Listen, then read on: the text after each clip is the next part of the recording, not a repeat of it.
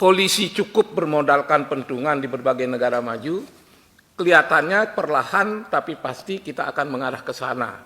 Anggota Komisi 3 DPR RI Iwayan Sudirta menyoroti senjata api yang diberikan ke polisi di tengah maraknya kasus penembakan yang dilakukan sejumlah oknum. Iwayan Sudirta menyinggung sejumlah negara yang sudah mulai melirik kebijakan menarik senjata api dari polisi dan menggantinya hanya dengan pentungan. Pernyataan itu disampaikan politisi PDIP itu dalam rapat dengar pendapat atau RDP dengan Polrestabes Semarang pada Selasa 3 Desember seperti dimuat YouTube DPR RI. Wayan menyoroti sejumlah kasus penembakan oleh polisi yang terjadi hampir serempak di Indonesia beberapa pekan terakhir. Bukan hanya melukai warga sipil, namun senjata api juga ternyata dijadikan polisi untuk membunuh sesama rekan polisi. Hal ini pun, kata Wayan, yang harus menjadi sorotan serius Polri.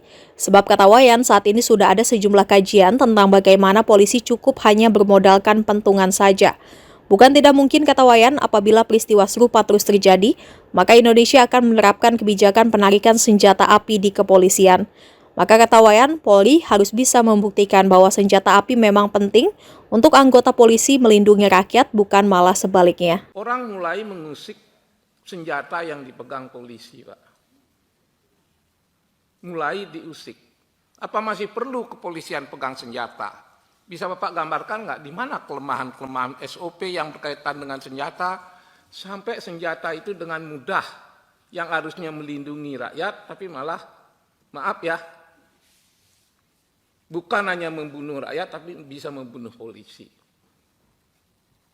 Ini hati-hati karena kajian, walaupun belum berupa undang-undang, kajian yang ada tentang bagaimana polisi cukup bermodalkan pentungan di berbagai negara maju, kelihatannya perlahan tapi pasti kita akan mengarah ke sana.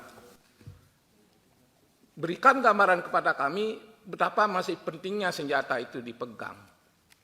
Pak Kapolrestabes, jika mengacu pada literatur, Polri ini sipil, Pak.